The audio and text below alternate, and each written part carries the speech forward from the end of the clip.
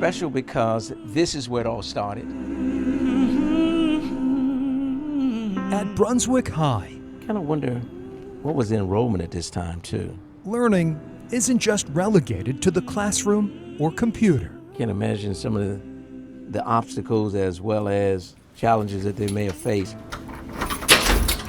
Dr. Ron Thornhill, principal of the school, This is the class of 64 yearbook. believes one keepsake I'm gonna see if I can find Jones. enlightens as much as any textbook. I tell you, Greg, it's very special for me to hold it. It's like you're holding history in your hands. It's a lesson in black and white.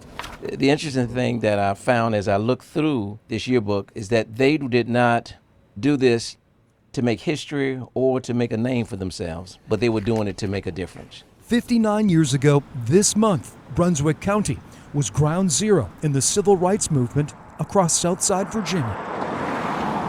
This is not only historical, but it set a tone for not only this area, but I think for many rural areas. In 1964, Brunswick High was finally desegregated a full decade after Brown versus Board of Education, which declared state laws legalizing racial segregation in public schools were unconstitutional.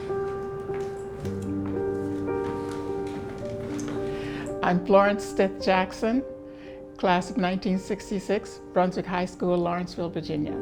Florence Stith Jackson is one of the first students who steps forward to attend the all-white Brunswick High School. I was nervous. I was also excited. I wanted to go. The teen who grows up farming yearns for a better future. I didn't know what to expect.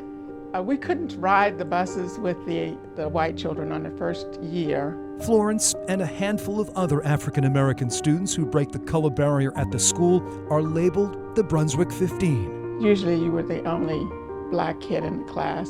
They face name-calling and the cold shoulder from many students, including one teen who Florence considered a friend. But then when I got to the high school, he didn't know me. And it hurt. It hurt tremendously because he wouldn't speak to me, he wouldn't recognize me, and I didn't understand. My name is Marvin Jones Sr., class of 1966, Brunswick High School. Before enrolling at Brunswick, Marvin Jones Sr. attends class at inferior schools. We did not have any indoor plumbing. We did not have any central heat. We did not have a cafeteria. We did not have a library. But improved resources are eclipsed by a wave of hate that greets Marvin from the very beginning. So I was called that N-word from the day that I began to attend Brunswick in 1964 until graduation night. I was verbally abused every day that I attended Brunswick High School. The teen, who stands 6'2" and tips the scales at 225 pounds, spends his junior and senior years alone, on the outside and in. It was very lonely at Brunswick High School. It was the loneliest 2 years I've ever spent in my life. I cried inside many days at Brunswick High School. While some of the 15 consider dropping out, Florence Stith Jackson endures the pain. Her education is paramount. Oh, I got my rhythm right away. I knew why I was there, and whether anybody wanted me there or not didn't really matter that much to me. Florence considers her 2 years at Brunswick a stepping stone and an opportunity to lead by example. I wanted to get the school integrated for the people that were going to follow behind me. My nieces, my nephews, my neighbors, my friends. I never had a pleasant day at Brunswick High School. Marvin Jones Sr. does not mince words. When I left Brunswick High School, I was a broken man. But 37 years after graduation, Marvin takes a step towards healing. I'm Paul Fleshhood, class of 66, Brunswick High School. In 2003, Marvin writes stories detailing his nightmarish experience and sends them to former classmates. This is a letter that Marvin wrote me. Paul Fleshhood was on the receiving end of one of Marvin's missives. I felt guilty, and it just wasn't right.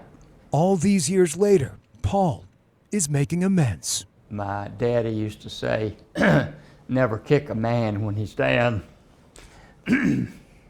He He never said what color the man should be. You just don't do that. Since writing the letter, Marvin and Paul's friendship has been blossoming. It's great. It's affected my whole life and my whole outlook on life. I saw something different about Paul.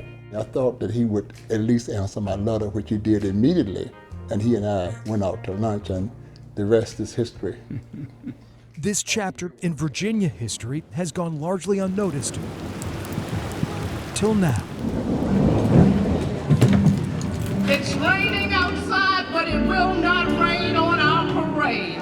This week, county leaders welcomed the Brunswick 15 back to school. September the 9th, 1964. At this homecoming, no name calling, no hatred, George Walker, India Walker. just a celebration of bravery and courage, 59 years in the making. It's amazing. I never thought this day would happen. This is our story. This is our history. While earning a diploma, Thank you, Paul. God bless you.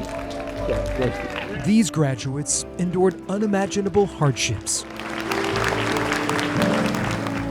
Barbara Evans, Sandra Goldman. 6 decades later, it is these seniors who are teaching a lesson in perseverance.